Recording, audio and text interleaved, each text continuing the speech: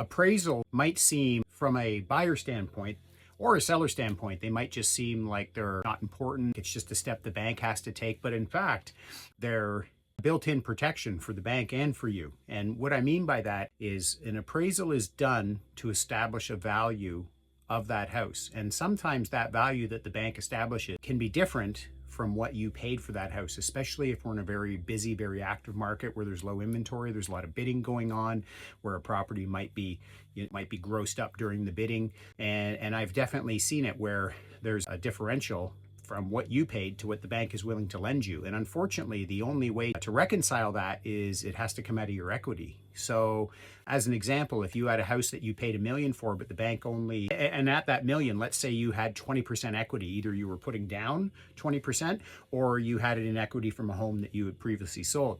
Well, if the bank now goes and appraises that house at $900,000, well, that $100,000, you can still get that loan and you can still pay that $1 million for the house.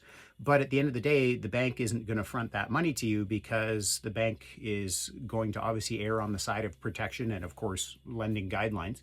And so if the bank does appraise it low, which can happen in those heated markets, or again, if it's an area thing, an area where there was maybe a natural, I guess one would be Walkerton, would be way back when.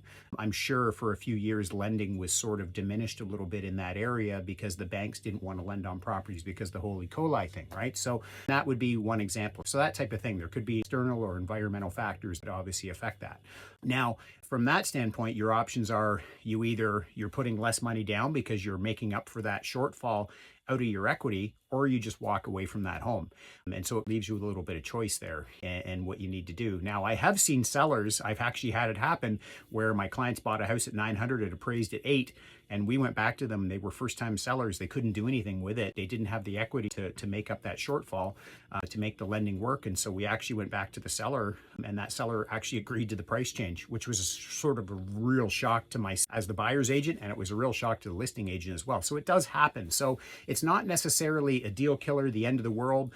As you've seen by my scenario, it definitely can work out.